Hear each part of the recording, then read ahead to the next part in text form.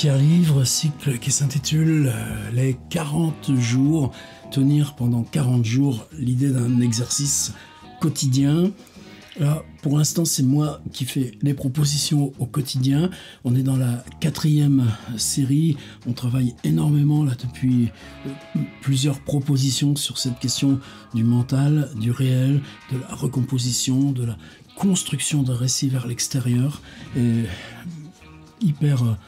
c'est là où, pour moi, il fallait cette masse gigantesque, cet élan qu'on a pu créer collectivement pour que, solidement tenu, on se risque à des choses si fragiles. Avant d'en arriver à notre élargissement final, et maintenant il est clair que l'atelier ne s'arrête pas le 20 juillet avec la 40e proposition, le 20 ou le 21, je sais pas, des comptes d'apothicaire, mais on ne s'arrête pas à la 40e proposition.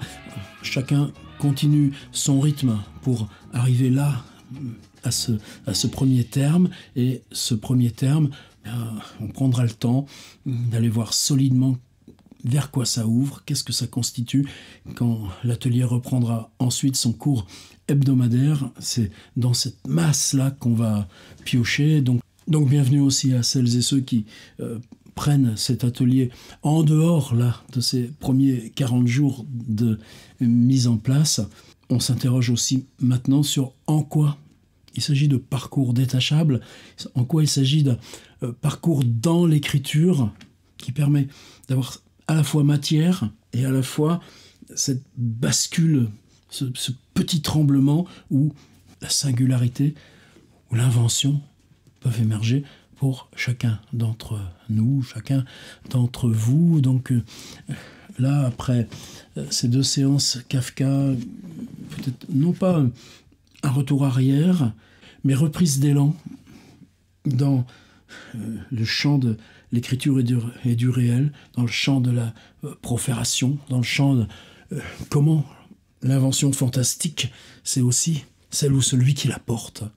Ce serait peut-être ça mon histoire. Alors j'ai amené 3 livres qui pour moi étaient de toute façon au rendez-vous de ce parcours. Le premier, Les villes invisibles d'Italo Calvino. C'est un ensemble, pas revenir, et je vous mettrai le lien vers d'autres vidéos avec d'autres exercices à partir du même livre où je décris en gros le livre, une discussion fictionnelle au XIVe siècle entre Marco Polo, voyageur venu de Venise, qui nous ramènera plus tard par l'artifice de ces discussions en prison, à Gênes ou je sais pas où, avec un Français qui est là et qui s'appellera le devisement du monde, qui notera, en tout cas qui reproduira plus tard. Il n'y a pas de livre de Marco Polo, mais ça aussi, j'en ai parlé, je ne veux pas insister là-dessus. Mais par contre, la fiction d'Italo Calvino, qu'est-ce qu'il y a de si magnifique ? Eh bien, c'est plus Marco Polo qui nous raconte ce qu'il a vu en Chine, quel que soit l'artifice et l'invention de ce qui a produit ce livre des merveilles, comme tous les noms dont on a bien voulu l'affubler, et les changements de langue, comme ça.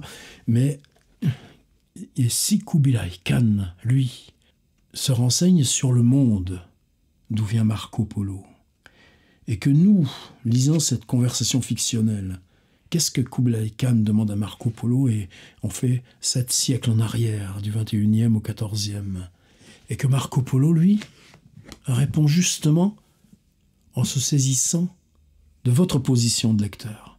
Il répond en utilisant la ville au 21e siècle, les villes horizontales, les villes verticales, les villes circulaires, je dis 21e, 20e, ça n'a tellement pas d'importance, la première publication des villes invisibles, les Città Invisibili, je sais pas, attention, je sais pas où est l'accent tonique, c'est 1972, et traduction française 1974, je ne connais que celle-ci, traduite de l'italien par Jean Thibaudot. Je crois que, alors vous savez que c'est la nièce d'Italo Calvino qui a trouvé des prétextes pour dénoncer son contrat aux éditions du Seuil et amener tout ça chez Gallimard. Je crois qu'évidemment Gallimard n'a pas commis le crime d'une nouvelle traduction qui aurait été dépossédée, celle de Thibaudeau. Mais moi, en tout cas, chez les bouquinistes et tout, vous le trouverez.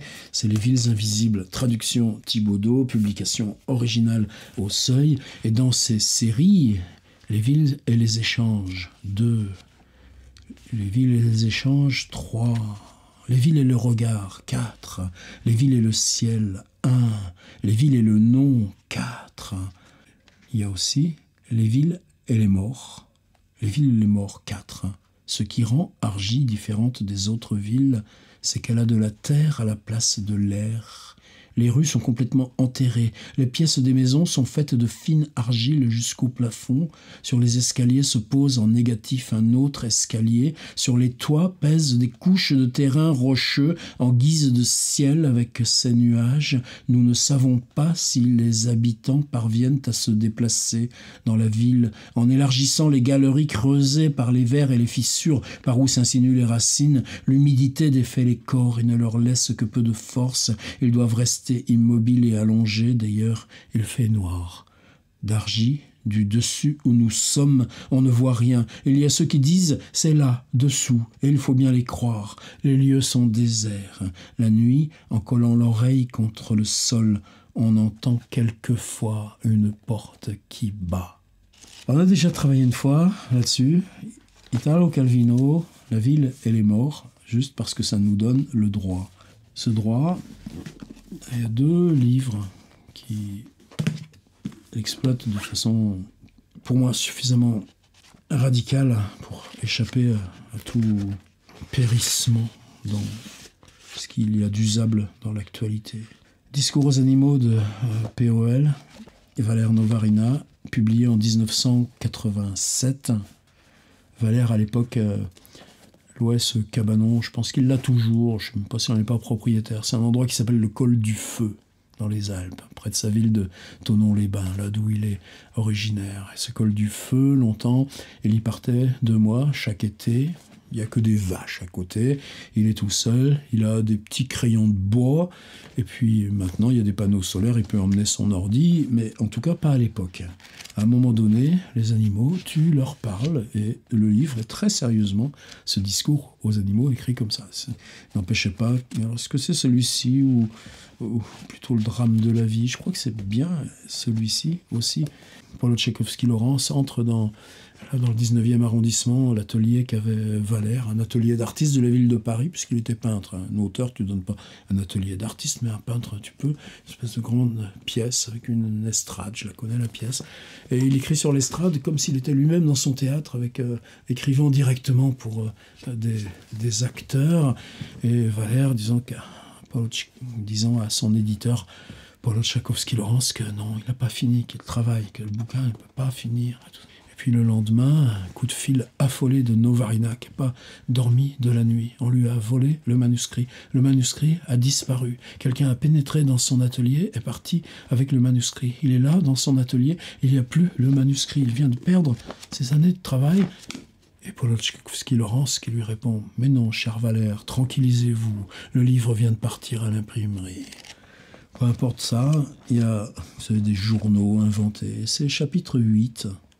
Chapitre 8, c'est juste quoi? Une traversée de cimetière. Je vous laisse un petit extrait. « À l'animal du temps, au premier qui lira sa tombe, au chien qui, au sol et au seul qui, à la viande et à autrui, animaux à cerveau. Regardez l'inscription. Ils ont gravé leur tombe dans les planchers. Ici repose l'homme sans les choses. Tout est sans moi.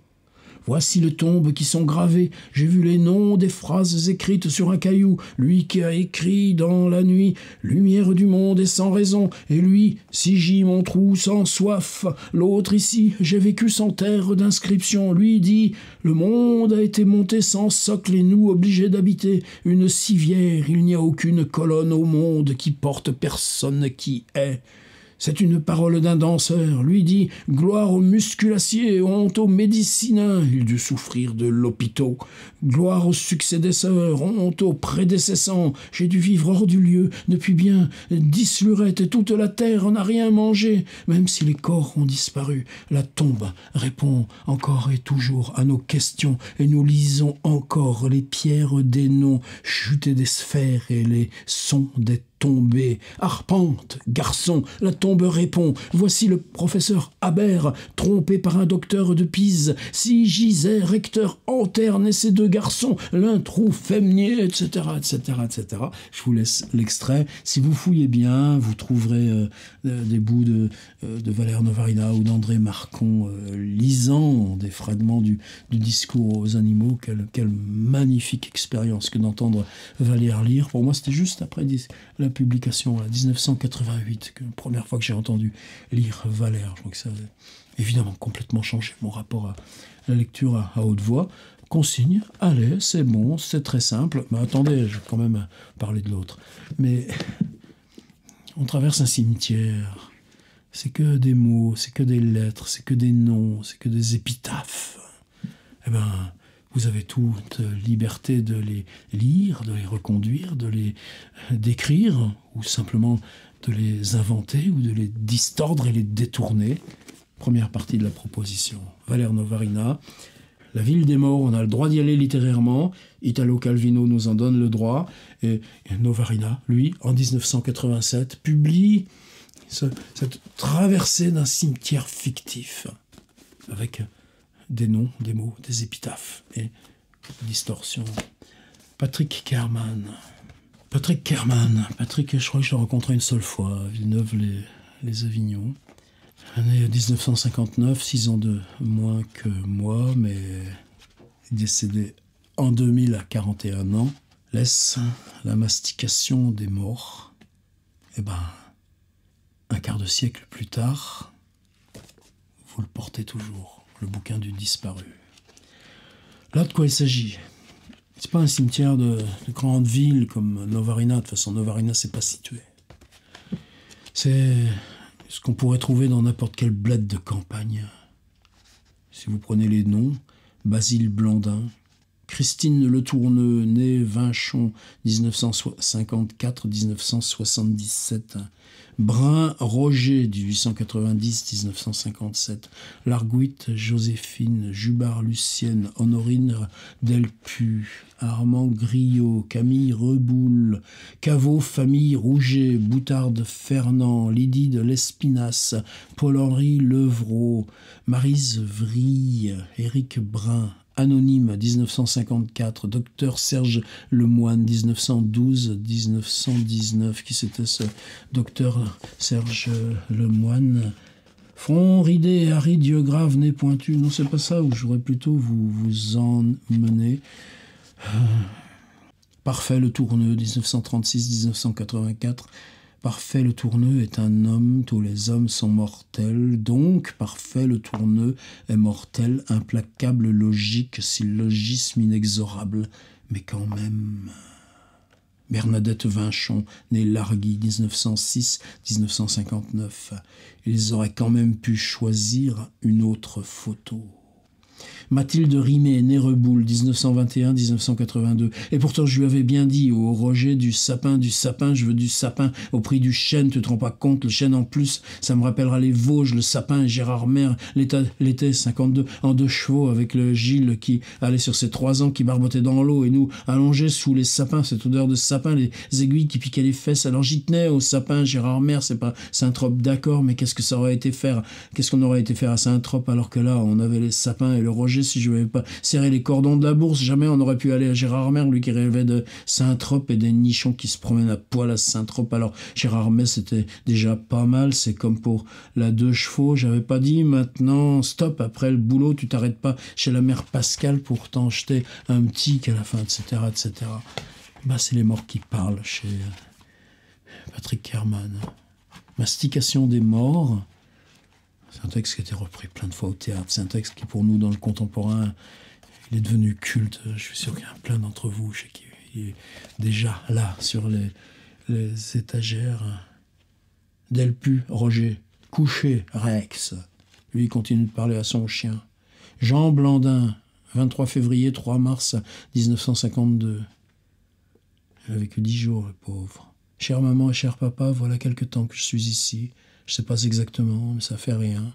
J'ai juste envie de vous parler. Pour moi, tout va bien. Vous faites surtout pas de soucis, surtout pas. J'ai pas pu voir comment était la vie pour la regretter assez. Et le peu que j'ai pu entendre lors de l'enterrement m'a convaincu que je n'ai rien manqué.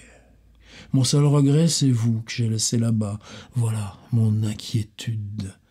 Qu'allez-vous devenir sans moi? Comment allez-vous vous débrouiller dans la part qu'il vous reste à vivre? Je ne suis plus là pour vous aider, déclare le nourrisson mort à 10 jours. C'est ce genre de choses qui nous font aimer à jamais Patrick Kerman. Est-ce que c'est lié? J'en sais rien, je connais pas, je ne vais pas entrer dans quoi que ce soit d'autobiographique, ce serait des projections vides. Les morts parlent. Ce sont des noms, des dates. C'est la part de vie, de lieu, de toponyme que chacun d'entre nous a en propre. Il est où votre cimetière? C'est une question brutale? Ah ben dans ce cas-là, prenez Valère Novarina. C'est une question affective? Eh bien dans ce cas-là, prenez Patrick Kerman. La différence entre les deux, le choix, c'est pas bien pédagogiquement de laisser un choix dans un atelier d'écriture. C'est que ici, quelqu'un traverse et s'adresse aux morts en fonction des épitaphes. Ici, quelqu'un traverse, mais chaque nom, chaque date, le mort parle. Et ça suffit largement pour ce qu'on a à faire aujourd'hui. Et dites-vous bien, j'insiste. Moi, je continue. C'est la poussée qui me permet d'avoir le culot, par exemple, de dire on se fait pas une semaine la mort. Or, ce serait bien. Voilà un territoire. Voilà 3 façons de se saisir de ce territoire. Eh bien, à vous de vous le trouver.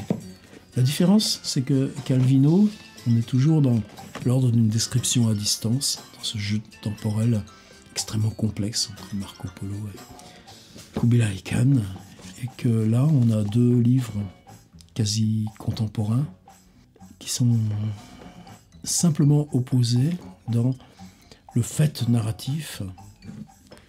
L'oralité est présente chez les deux. Les pieds sur la scène de théâtre, c'est quelque chose de commun aux deux. Chez Valère, on s'adresse à eux. Chez Patrick, on les écoute. Et ça, à vous de choisir.